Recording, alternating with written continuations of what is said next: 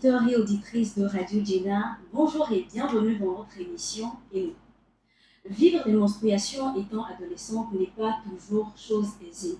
En effet, les jeunes pubères font face à des difficultés telles que les douleurs pelviennes, les cycles irréguliers et les changements d'hormones qu'elles arrivent difficilement à maîtriser et à gérer. Aujourd'hui, nous recevons une spécialiste de la santé menstruelle du nom de Grace Koumali pour aborder la question de la santé menstruelle. Quant à moi, je suis Mécha Nyaro. Chère invitée, bonjour. Bonjour madame, et c'est un plaisir pour moi d'être invitée sur cette plateforme. C'est une opportunité que j'ai saisie pour donner l'information à la population togolaise. Merci pour l'opportunité. Merci d'avoir répondu à notre invitation. Un plaisir. Alors aujourd'hui, comme je le disais aux auditeurs, nous parlons de la santé menstruelle. Qu'est-ce que la santé menstruelle? La santé menstruelle, nous avons premièrement la santé menstruelle. La santé, quand nous prenons la définition, c'est le bien-être physique, psychologique, moral. Quand on prend menstruel, il y a menstruel, c'est dans le jargon médical, c'est ce que nous appelons les règles. Donc quand on dit santé menstruelle, c'est la santé des règles. Au début, on parlait plus de l'hygiène menstruelle, c'est depuis 2022 que l'OMS a demandé qu'on parle les sujets de l'hygiène menstruelle soit considérés comme un problème de la santé et de droit. Donc quand on dit santé menstruelle, bref, c'est le fait de donner l'information et l'éducation aux jeunes sur les formations sur la menstruation, bref, le cycle menstruel, leur donner l'information sur les différents produits qui nécessitent le confort de leur hygiène menstruelle, comment les amener à avoir accès aux assainissements, surtout chez les adolescents. Voilà tout ce que nous mettons dans la santé menstruelle. Merci. Alors, vous êtes revenu sur la question d'information dans votre intervention. Est-ce qu'en l'absence d'information, on peut dire qu'une santé menstruelle est complexe?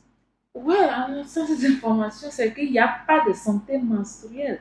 Parce que lorsqu'on est une jeune fille, quand on est enfant, on passe à la phase d'adolescence où la puberté commence. Après la puberté viennent les règles. Il faudrait que cette adolescente ait les informations nécessaires que mes seins commencent par pousser.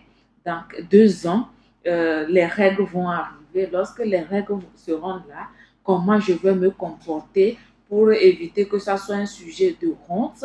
Quand on dit les règles, on parle aussi de la grossesse. Comment faire pour prévenir des grossesses indésirées et précoces? Comment se protéger lorsque je suis à l'école? Comment je vais me protéger lorsque le sang arrive? Donc, c'est vraiment important que ces adolescentes aient l'information sur la menstruation. D'accord. Alors, comment est-ce qu'on peut savoir qu'on est en bonne santé ou qu'on jouit d'une bonne santé menstruelle? Quand on a les informations nécessaires, quand on a l'éducation nécessaire, bref, quand on maîtrise ce qu'est le cycle menstruel, quand on maîtrise le sujet lié aux règles, lorsqu'on se rend compte que les règles ne sont plus un tabou, quand on maîtrise comment il faut faire si on se dit qu'on a une bonne santé menstruelle. Vous êtes revenu encore sur la question d'information qui fait qu'on considère qu'une personne a une bonne santé, qu'elle est en bonne santé menstruelle. Maintenant, est-ce que lorsqu'on a un déphasage peut-être physiologique ou biologique, on peut toujours être dans cette même logique? Quand on a un déphasage, quand on dit déphasage, qu'est-ce qu'on veut dire? C'est peut-être mon cycle qui n'est pas normal, c'est mes règles qui ne sont pas normales. Et comment savoir, quand on dit information, c'est-à-dire vraiment comment savoir que j'ai des règles normales. Les règles de 3 jours, 4 jours, comment savoir que mes règles sont dans les normes. Comment savoir que cette douleur des règles n'est pas normale, il faut consulter. Donc, c'est vraiment important dans l'information, on a accès à ça.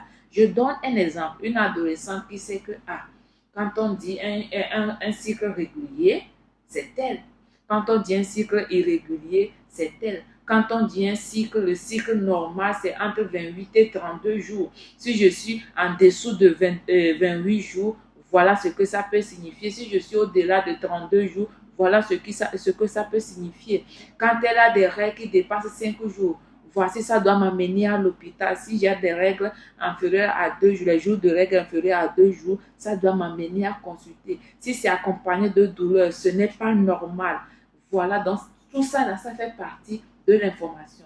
Quand l'adolescente a ces informations, elle peut se dire qu'à partir de ce moment, ce n'est pas normal. Je dois contacter une spécialiste ou un spécialiste. Merci. Alors, est-ce que vous pouvez revenir sur la définition des règles ou menstruation?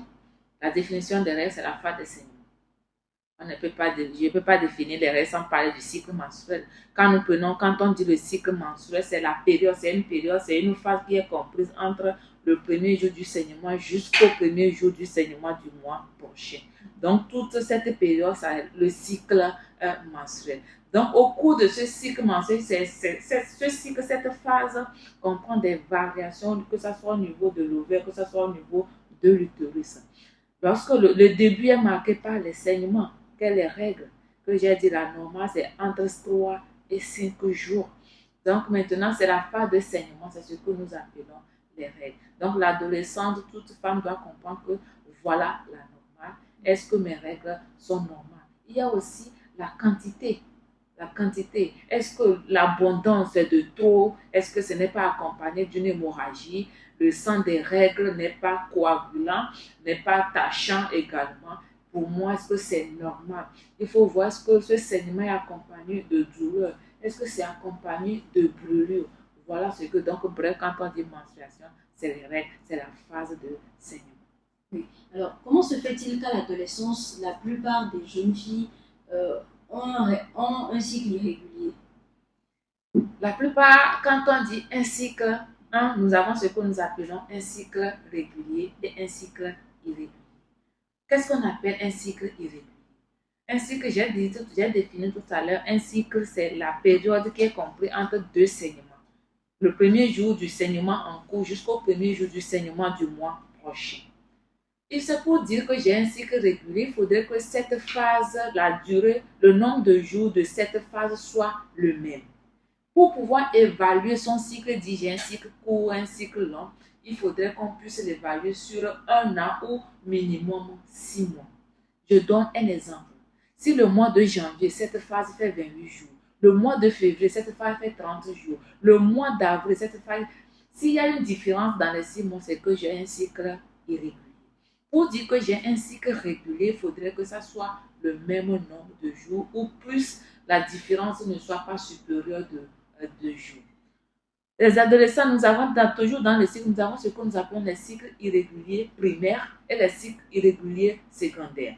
Les cycles irréguliers primaires, c'est que depuis l'adolescent, depuis le premier jour des règles, ce cycle a toujours été irrégulier.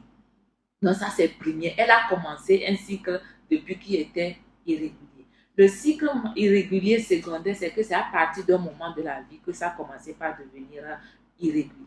Pourquoi chez certaines jeunes filles, au début, ce cycle est irrégulier? C'est quand on parle du cycle menstruel, quand on parle des règles, c'est lié à un système hormonal. Or, au début, ce système hormonal n'est pas encore mature. L'organisme n'est pas encore adapté à ce système hormonal. Donc, il faut, chez certaines, 1 à 2 ans pour que tout se régularise. Mais chez d'autres, ça ne se régularise pas. Elles peuvent traîner ça à vie. À vie. Voilà. Est-ce qu'il peut y avoir des conséquences du fait que son cycle soit irrégulier? Lorsqu'une femme a un cycle irrégulier primaire et c'est primaire, nous allons à l'hôpital, lorsque ça ne dérange pas, lorsque ça ne perturbe pas cette dernière, lorsque ce n'est pas associé à un cas, la plupart des femmes viennent consulter pour ce cycle irrégulier quand elles ont un problème de désir de grossesse. Dans ce cas, elles viennent consulter. Lorsque c'est associé à un désir de grossesse, nous allons chercher à voir quelle est la cause, etc. Sinon, en réalité, il y a plusieurs femmes qui traînent avec des cycles irréguliers. Et ce qui se plaint, c'est que lorsqu'on se retrouve dans un tableau de désir de grossesse. Alors, au-delà des hormones, est-ce qu'il y a d'autres facteurs qui, d'une certaine manière, pourraient favoriser l'irrégularité du cycle menstruel? S'il s'agit d'un cycle irrégulier primaire, dans la majorité des cas, c'est hormonal. Mais il y a des cas où, des cas exceptionnels, on peut voir le positionnement de l'utérus, on peut voir également Et au niveau du cerveau, nous avons des zones, nous appelons l'hypothalamus et l'hypophyse, qui sont responsables de la sécrétion de ces hormones qui peuvent être touchées. Parce qu'il y a des cas où nous allons demander, les gynécologues arrivent à demander même l'IRM dans la prise en charge de ceci. Donc, il y a plusieurs facteurs, mais dans la majorité des cas, c'est la perturbation, l'immaturité du système hormonal. Et alors, dans ce genre de cas, lorsqu'on prend le cas où la jeune fille a un cycle irrégulier, les dates de saignement des deux saignements ne sont pas identiques, comment est-ce qu'elle peut déterminer son jour d'ovulation? Bienvenue dans le club. Lorsqu'on a un cycle régulier, c'est facile parce que nous savons que l'ovulation, c'est 14 jours après les règles. Nous savons que les règles viennent 14 jours après l'ovulation. Donc, quand on a un cycle irrégulier, c'est facile. Si c'est 28, on fait 28 moins 14, ça fait 14. Si c'est 30, on fait 30 moins 14, etc. Mais quand on a un cycle irrégulier, c'est vraiment compliqué. Il faut vraiment être mathématicienne avant d'y arriver. C'est pourquoi au niveau des adolescentes, nous avons aujourd'hui des collèges du cycle qui peuvent accompagner ces dernières à maîtriser leur période de fertilité et être à l'abri des grossesses indésirées. Si on est adolescente, et savoir quand est-ce qu'il faut maximiser les rapports intimes si on est dans un tableau de désir de grossesse.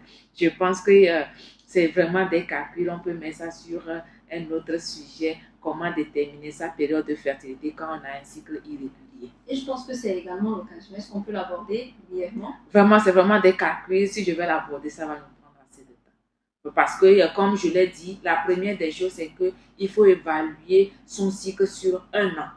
Au minimum 6 mois. C'est pourquoi nous disons, toute femme qui franchit nos portes pour la consultation, nous demandons, lorsque vous consultez, il faut toujours mettre les jours des règles. Lorsque vous allez chez une sage-femme, un gynécologue, il faut toujours présenter. Ça permet de suivre l'évolution de votre cycle. Donc, nous allons jouer sur ces 6 mois ou ces 12 mois de cycle. Nous allons prendre le cycle le plus court. Nous allons faire le cycle le plus long. Nous allons faire les moins 11 par ici, les plus 1 par ici.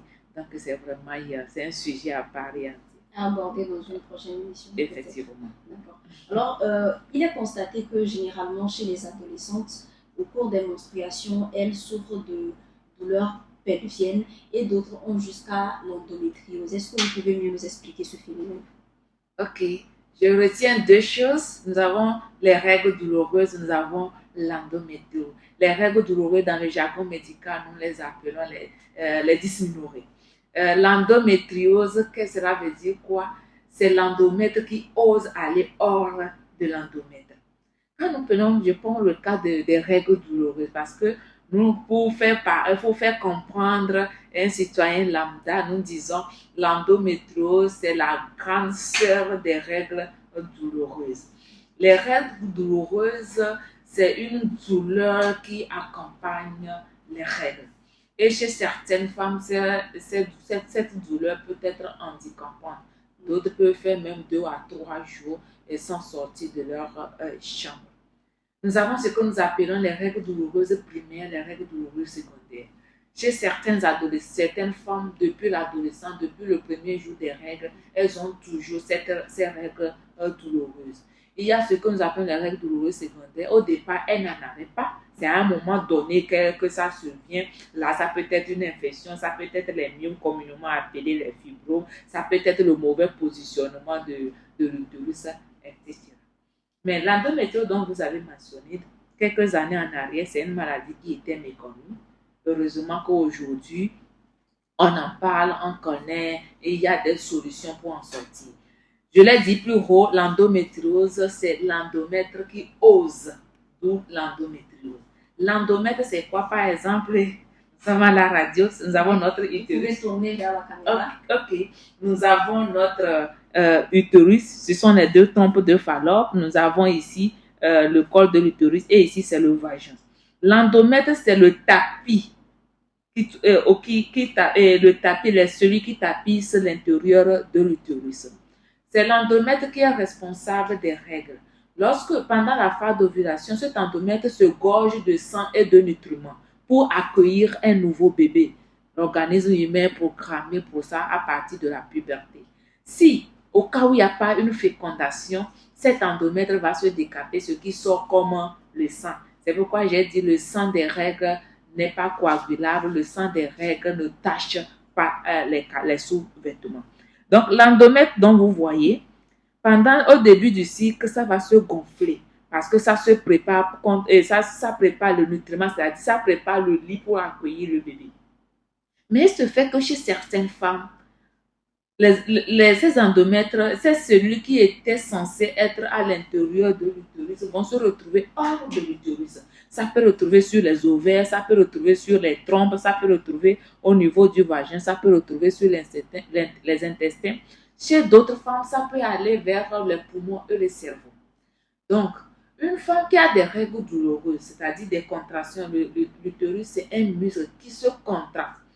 Donc, une femme qui a des règles douloureuses, et que c'est celui qui était censé rester dans l'utérus se retrouve ailleurs, hors de l'utérus, la douleur qui devait se localiser au niveau du bas-ventre se généralise, se disperse dans le corps, ça entraîne des douleurs atroces. Je donne un exemple, je caricature, c'est quand vous avez votre cour, vous avez du gazon, ok? Le gazon qui était censé rester dans le jardin, quand vous arrosez au niveau du jardin, vous vous réveillez un jour, vous vous retrouvez des petits gazons hors du jardin.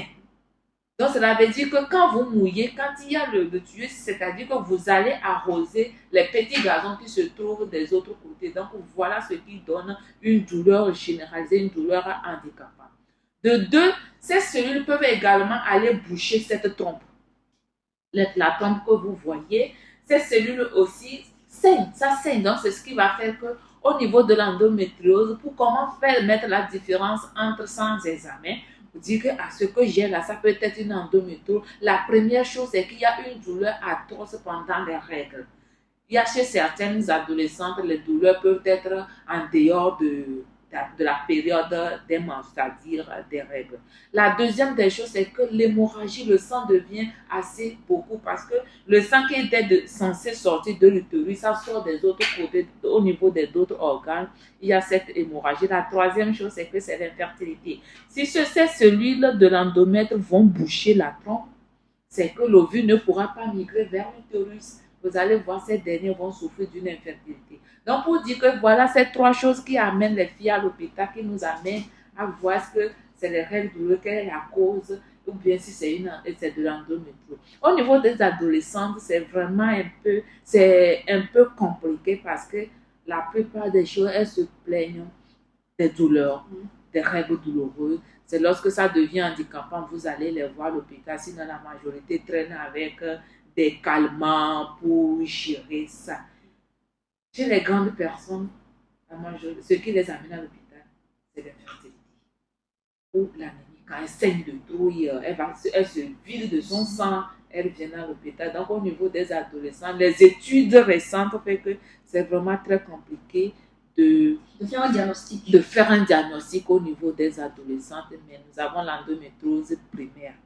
Aussi pour dire que les causes de l'endométriose restent aujourd'hui complexes. Tout ce que nous savons, c'est que c'est les cellules de l'endomètre qui osent aller se retrouver à l'extérieur de l'endomètre, qu'est l'utérus. Merci. Est-ce que c'est toujours le même phénomène qui se passe lorsque, au cours de l'ovulation, l'adolescente ressent également des douleurs? Pendant les règles, la douleur, quand il y a la douleur pendant les règles, c'est pourquoi nous demandons aux jeunes filles, aux adolescentes, aux femmes qui ont des règles, c'est pas parce que ma voisine a les règles douloureuses, le produit qu'il prend va prendre chez moi. Parce que les règles douloureuses ont plusieurs causes. Je vous l'ai dit tout à l'heure, l'utérus c'est un muscle. Quand on dit un muscle, c'est quelque chose qui se contracte. Pendant les règles, pour faire sortir les cellules de l'endomètre, il y a une contraction de l'utérus. Et tout muscle qui se contracte peut avoir des crampes. C'est quand vous jouez au ballon, brusquement vous avez des crampes. Donc ces crampes peuvent entraîner des règles douloureuses. Chez certaines, c'est les crampes dues à ces contractions qui sont à la base de leurs règles douloureuses. Chez d'autres, c'est un déséquilibre hormonal qui peut être à la base de leurs règles douloureuses. C'est pourquoi quand Donc, on peut considérer les mêmes causes pour les douleurs aussi pendant l'ovulation. pendant l'ovulation, les douleurs qu'on a, c'est le syndrome ovulatoire. Ok, c'est le syndrome ovulatoire. Vous allez voir chez certaines femmes et elles vont dire, ah, j'ai mal de ce côté. Elle sait que je suis en ovulation. Comment ça se fait? C'est comme vous avez, je prends un exemple, je caricature ça comme moi. Vous avez un plant de tomate qu'on peut retrouver au moins devant à Lomé en ce moment. Vous avez un plant de tomate. Lorsque le fruit est mûr et que vous ne cueillez pas, le fruit peut tomber. C'est comme l'ovule également. Mais le fait, il y a certains plans pour tomber, ça tombe avec une force. Donc, cette fissure maintenant peut créer une douleur. Ce n'est pas une douleur qui est permanente. La douleur, comment on appelle, qui annonce l'ovulation, ce sont des douleurs qui sont passagères, des fois demi-journée, 2 jours, et ça part. Chez d'autres, c'est des saignements parce que quand ça tombe brusquement, quand il y a une fissure, ça peut saigner. Vous allez dire, ah, j'ai saigné, ah, je suis en ovulation. C'est le syndrome ovulatoire, tout comme les syndromes prémenstruels, c'est-à-dire, il y a certaines femmes, quelques jours avant les règles, elles ont des boutons, elles ont des acnés, elles ont la fièvre. Chez d'autres, c'est la nausée, les sauts d'humeur. Donc, c'est le syndrome préovulatoire. Est-ce que l'alimentation peut jouer également sur les douleurs? Est-ce que ça favorise d'une certaine façon les douleurs pendant les menstruations? Oui, tout à fait normal. L'alimentation aussi fait partie. Je me rappelle quand on était au lycée, on disait de ne pas prendre assez de sucre parce que tu vas saigner beaucoup, beaucoup. Moi, maman me disait de ne pas prendre qu'une femme ne se lave pas avec de l'eau pleine dans le seau parce que quand tu te laves avec beaucoup d'eau, c'est comme ça aussi le sang sortira beaucoup. Et voilà, mais l'alimentation, c'était pour faire rigoler. L'alimentation joue un rôle dans les menstruations. Par exemple, je donne un exemple, il y a certains, quand on était au CG, pour la période de sport, le BPC sport, certains se disent que j'aurai mes règles, j'ai des règles douloureuses. Qu'est-ce qu'ils prennent?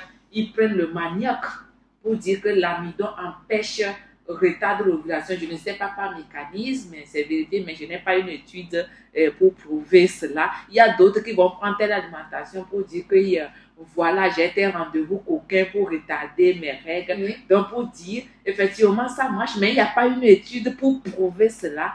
Je ne peux pas les annoncer. L'alimentation joue un rôle. Lorsqu'il y a certaines femmes qui ont des problèmes de règles douloureuses, nous allons leur demander de revoir leur alimentation. Par exemple, l'infusion du thé bissap, nous leur disons, ce sont des astuces naturelles, des astuces de grande-mère qui marchent bien. Tout comme on va vous dire que une manière aussi pour gérer les règles douloureuses, c'est de se déstresser, de s'allonger. C'est comme aussi des bouillons, c'est-à-dire avec la glace, avec un torchon que vous mettez sur le ventre. Donc, il y a des astuces d'alimentation à un grand rôle. On va vous dire que le caféine, l'alcool, ce ne sont pas des aliments qui sont bien adaptés avec l'hygiène menstruelle. Oui, justement, vous avez parlé des personnes qui, pour des raisons ou d'autres, décident d'arrêter le flux sanguin pendant les menstruations. Est-ce qu'il n'y a pas de risque à cela? Ce n'est pas possible. Je le dis, je n'ai pas encore une étude qui me prouve le contraire, ou bien c'est pas moi qui n'ai pas des informations actualisées. Pour repousser l'ovulation, oui, mais pour retarder les règles, c'est compliqué. C'est possible qu'une jeune femme dise que ok, je suis en début de mes règles, le mois prochain, je souhaiterais repousser mes règles, mais c'est possible de prendre des médicaments pour retarder son ovulation. Mais une fois l'ovulation a lieu, retarder les règles, c'est vraiment compliqué. Donc, pour répondre à la question, repousser l'ovulation, oui, mais retarder les règles, c'est très compliqué. Merci. Alors, pendant les menstruations, beaucoup de dames et même des adolescents ne savent pas où mettre la tête. On change de comprimé. Parfois, on a recours aux méthodes naturelles, traditionnelles. Dans tout ça, qu'est-ce que vous nous conseillez en tant que spécialiste de la santé?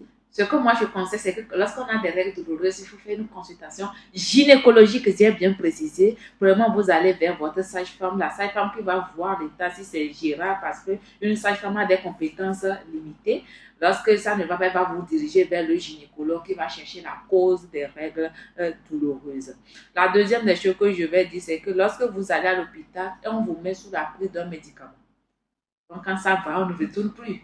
Lorsque vous utilisez le même produit pendant un an, retournez pour qu'on vous change de molécule parce que l'organisme s'est déjà adapté au produit, ça ne va plus marcher. Vous allez entendre certains dire, c'est le produit là que je prenais, ça marchait, mais maintenant ça ne marche pas. Même parfois, après 3 mois, 2 mois, ça ne marche plus. Voilà, ça ne marche plus parce que votre organisme s'est habitué avec ça. C'est comme aujourd'hui, je dis, j'ai envie de prendre tel repas, je prends 1, 2, 3 fois, c'est fini, quand on me présente et voilà. De deux, c'est que lorsque mon voisin prend un produit qui gère ses règles douloureuses, nous n'avons pas, parce que nous n'avons pas les mêmes causes. C'est lui, on lui a mis sous des anti-inflammatoires pour prévenir une inflammation. Et chez toi, c'est un déséquilibre hormonal, l'anti-inflammatoire ne va pas jouer le rôle. Toi, tu vas dire, ça ne marche pas parce que vous n'avez pas les mêmes causes. Donc, allez, le produit est prescrit en fonction de la cause de vos règles douloureuses. Je pense que les auditeurs ont bien noté. Et pour ne pas oublier, quand on a trop mal, ce n'est pas une fatalité. Il faut demander, il faut aller vers l'hierarchie. Si vous êtes au niveau de ça, il faut aller vers un gynéco pour voir est-ce que ce n'est pas de l'endométriose. Il y a des techniques aujourd'hui pour détecter si c'est de l'endométriose ou pas. Et ça se prend en charge. Merci pour tous ces éclaircissements sur les règles douloureuses et les endométrioses. Il y a un autre mal dont souffrent les adolescentes. Passé un âge, il y en a qui ne voient pas leurs règles ou qui ne commencent pas leurs règles. Et dans le terme médical, on parle d'aménorrhée. Est-ce que vous pouvez aborder la question? Dans le terme médical, quand on dit aménorrhée, c'est l'absence des règles. Donc, toutes les femmes vont dire tu as 10 semaines d'aménorrhée, tu as 20 semaines d'aménorrhée. Quand on dit aménorrhée, c'est l'absence de règles. Nous avons des aménorrhées primaires, des aménorrhées secondaires. La majorité des femmes ont souvent des aménorrhées secondaires. C'est pourquoi nous disons aux femmes, lorsque vous n'avez pas de règles, cela ne veut pas forcément dire que vous êtes enceinte. Ça peut être la cause, un signe, un symptôme d'une complication gynécologique. Et pour information, actuellement, j'ai une fille qui a 23 ans, elle n'a jamais eu de règles. Voilà, donc ça existe. Quand on dit, c'est pas dans nos pays, c'est pas chez les Blancs, ici chez nous au pays, ça existe. Comme ça, c'est quelqu'un que j'ai référé. L'âge normal de la puberté, c'est quand? De 10 à 15 ans. Une fille doit faire. Donc, si vous êtes entre 10 et 15 ans, les règles ne viennent pas, vous allez consulter. Vous êtes toujours dans la normale, ça va venir. Mais lorsque ça dépasse 15 ans, voilà, on doit prendre une décision, voir quelle est la cause, etc. Les règles ne viennent pas brusquement à la puberté. Lorsqu'une femme, une adolescente entre en puberté, il faut minimum 2 ans pour que les règles viennent. C'est-à-dire que lorsque les seins commencent par pousser, les poils au niveau du pubis, au niveau des aisselles, elle est en puberté, mais ce n'est pas encore le moment pour les règles. Les règles arrivent à partir de 1 an et demi ou 2 ans après la puberté. Donc, quand c'est une adolescente qui n'a jamais eu de règles, il faut se diriger vers le gynécologue pour voir est-ce qu'il y a les follicules au niveau des ovaires. Il y a des filles qui ont des ovaires sans follicules.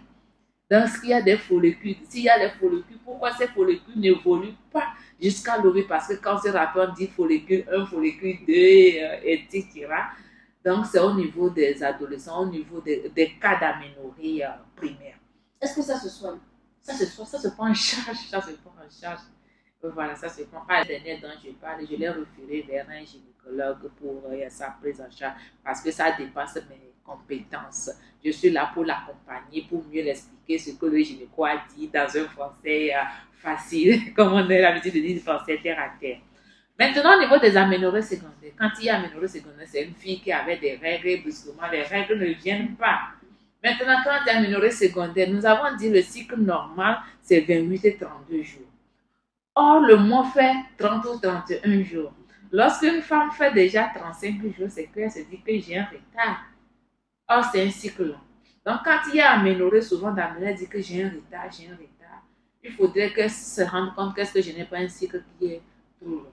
La deuxième des choses pour les améliorer, dans la majorité des cas, quand une femme m'appelle pour me dire que non, je n'ai pas mes règles, ça venait, je dis, hey, tu es entrepreneur ou pas? La plupart du temps, les femmes entrepreneurs, là, à la fin du mois, est-ce que tu as payé tes employés? Tu réfléchis comment payer les locaux. Ce stress peut aller bloquer le mécanisme d'ovulation. Toute femme qui vient à l'hôpital pour désir de grossesse, nous leur disons la première des choses, c'est que de s'éloigner du stress. Donc, le stress peut être à la base des aménorrhées, c'est-à-dire l'absence des règles chez certaines femmes. Et chez les adolescentes, quel stress ou quelle situation pourrait poser un stress et retarder la venue des règles? J'ai dit plus haut, est-ce que chez cette adolescente, est-ce que ce n'est pas primaire? C'est-à-dire, est-ce que c'est chez la plupart des adolescentes, ce sont des aménorrhées primaires, c'est-à-dire, elle n'a jamais eu des règles. L'adolescent commence à partir de quand? Ça s'arrête quand? 18 ans, non? 18, 19 ans. 18 ans. 18 ans, tu es déjà majeur. Majeur ou major? Majeur. Vous m'excusez un peu. Le français de ma langue ou pas, non, si c'est dans ma langue, là, je fais ça. Donc, comme je l'ai dit, si c'est l'adolescent, quand une jeune fille entre 10, 15, 16 ans qui n'a pas encore ses règles et elle est toujours dans la normale. Donc, quand il y a adolescent qui n'a pas de règles, c'est 2 ans, qui est entre peut-être 15, 18 ans ou bien 16, 18 ans. Donc, chez elle, c'est primaire. Donc, il faut aller chercher quelle est la cause. Est-ce qu'il n'y a pas, ces ovaires ne sont pas vides de follicules? Donc, on va aller chercher pour voir. Déjà, 18 ans, ce n'est plus adolescent. On est déjà majeur, majeur déjà.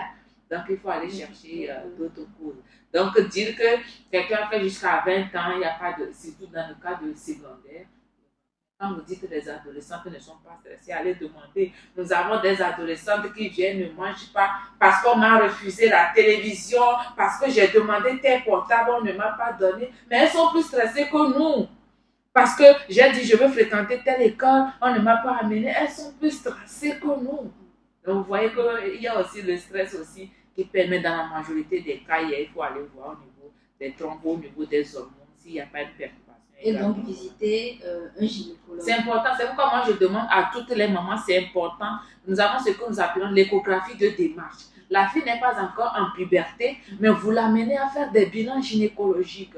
Une jeune fille, une adolescente qui n'est même pas, qui n'est pas encore dans la période de puberté, doit faire des examens gynécologiques, l'échographie de démarche pour voir s'il n'y a pas une complication. Donc, quand on est une fille, quand on est né avec un sexe féminin, c'est qu'on dort à la maternité, mais s'il n'y a pas de problème, on est rassuré. À chaque fois quand il y a des problèmes, c'est mieux de prendre plutôt des check-in, voilà, au début que de laisser les choses se compliquer. Mais dans la majorité des cas, c'est quand on atteint un enfant, ça ne devient pas super. Donc, pour ne pas dire aussi, nous avons ce qui est aussi faire avoir des kystes, qui sont vraiment importants. Les kystes sont des microbes de l'ovaire qui aussi empêchent les femmes qui retardent et qui créent la bref, les aménorrhées. Et je pense que ça fera également l'objet d'une autre émission. Alors, Grâce Koumaï, on ne peut pas parler de santé menstruelle sans parler de l'hygiène menstruelle, des soins qu'il faut apporter à son corps pendant cette période. Alors, je veux aborder la question des serviettes hygiéniques. Quelles sont les serviettes ou les outils que les jeunes filles pubères doivent utiliser pendant cette période?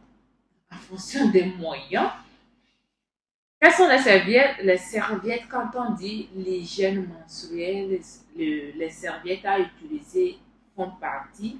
L'hygiène, il n'y a pas d'hygiène qui est propre aux règles. Parce que quand on est femme, on doit être propre. On doit connaître ce qu'on appelle l'hygiène intime. Quand on dit il y a l'hygiène intime, il y a la bonne hygiène intime.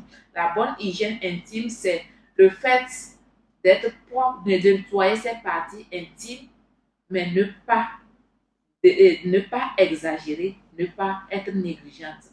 Donc, quand on est femme, c'est qu'on maîtrise ça. Donc, il n'y a pas d'hygiène qui est réservée à la période des règles en dehors des serviettes qu'il faut utiliser. Quelles sont les serviettes qu'il faut utiliser? Nous avons plusieurs serviettes sur le marché. Les serviettes traditionnelles que nous avons, que plusieurs continuent par utiliser, c'est ce que nous appelons communément le kojo. les morceaux de pagne qu'on utilise. Je pense qu'il y a aussi des serviettes qui sont modernisées actuellement, c'est-à-dire des serviettes réutilisables qui se vendent dans les pharmacies, etc. Ce sont des serviettes qui sont accessibles, faciles à utiliser, je dis bien faciles à utiliser. Mais en dehors de ça, nous avons des garnitures qui sont sur le marché.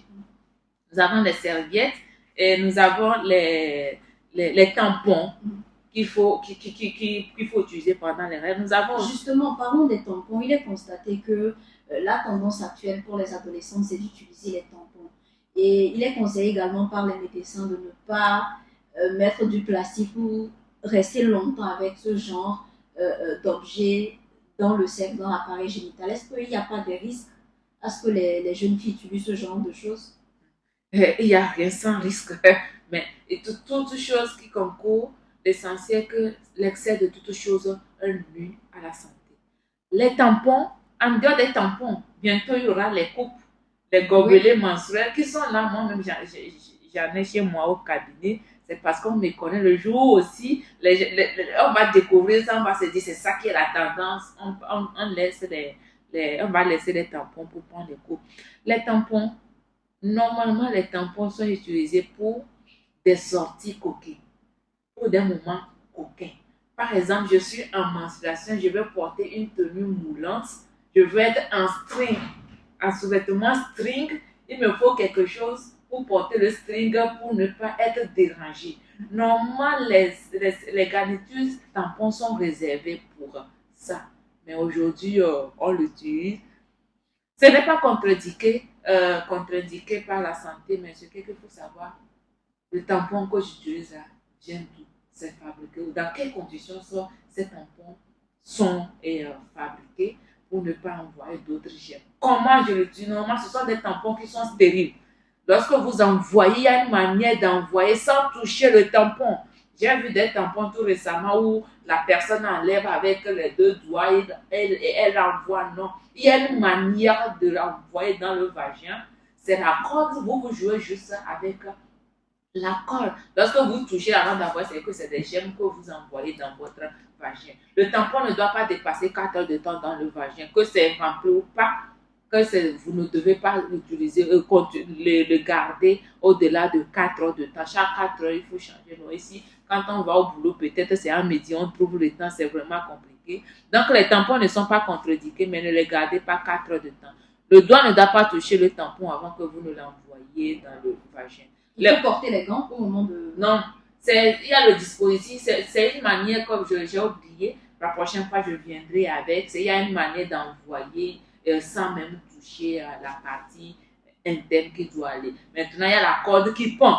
Le soir, pour retirer, vous tirez juste au niveau de la corde pour faire sortir. Quand c'est prêt, vous-même, vous allez sentir un peu le poids. Donc, comme je l'ai dit, les tampons sont réservés pour des rendez-vous coquins. Vous voulez être en string pendant les règles, vous envoyez ça, vous mettez votre...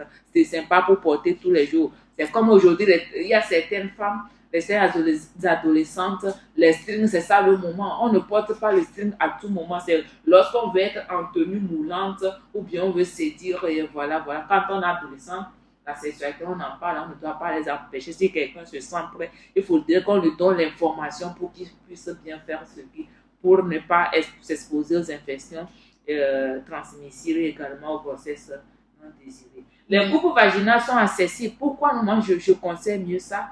Économiquement, c'est bien. Économiquement, c'est bien. Lorsque vous êtes dans un ménage ou commune, comme on le dit, où il n'y a pas l'eau, il faut puiser l'eau. Quand vous êtes pendant les règles, comment puiser 2 seaux? Tout le monde sait que tu es pendant les règles. Et avec ça, c'est juste. Vous retirez, vous rejetez. Ça permet aussi de quantifier votre saignement. Vous pouvez avec votre seringue, lorsque votre médecin vous demande, votre saignement c'est comme ça, et c'est tel cc, c'est tel cc. Donc pour terminer avec l'hygiène, ce qu'il faut c'est que au niveau des codios, les bons vieux pagnes, les serviettes qu'on réutilise, il faut bien les laver. Il faut les sécher au soleil. Nous sommes dans la saison pluvieuse, c'est vraiment compliqué. Lavez-les, repassez avec un fer à repasser très chaud. Lorsque vous êtes dans une cour commune où vous ne pouvez pas sécher ces serviettes dehors, séchez-les dans la chambre, mais il faut vraiment les repasser. À la fin de vos règles, lavez-les avec de l'eau bouillante ou l'eau de javel. Vous les repassez, vous les repliez avant les règles prochaines. Sinon, vous allez voir, vous allez avoir des infections à chaque fin de règles. Voilà. Alors, nous sommes pratiquement à la fin. Un mot pour clôturer. Un mot pour clôturer, l'hygiène menstruelle ne doit pas être une honte pour nous. Le cycle menstruel, c'est bien vrai qu'on en parle, mais nous sommes nombreuses à ne pas maîtriser ce cycle menstruel. On parle des adolescentes, les adultes même n'ont pas encore fini de maîtriser ça. Donc c'est vraiment compliqué. À chaque fois que vous avez une opportunité pour comprendre mieux, saisissez cette opportunité. Quand on parle de cycle menstruel, c'est quand on parle de la femme. Parce que c'est la femme qui a le cycle menstruel. Mais les hommes ont également un rôle important à jouer dans la bonne maîtrise de ce cycle menstruel. Grâce Koumaï, merci d'avoir d'une part répondu à notre invitation. Merci pour tous ces éclaircissements et merci pour les sujets que vous avez abordés, dont nous allons parler dans les prochaines émissions, dans les prochaines éditions. Alors, à vous qui nous suivez, à vous nos auditeurs, nous sommes arrivés à la fin de cette émission. Merci de nous avoir suivis jusqu'à la fin. On se donne rendez-vous la semaine prochaine pour aborder un autre sujet. D'ici là, portez-vous bien et à très bientôt. Au revoir.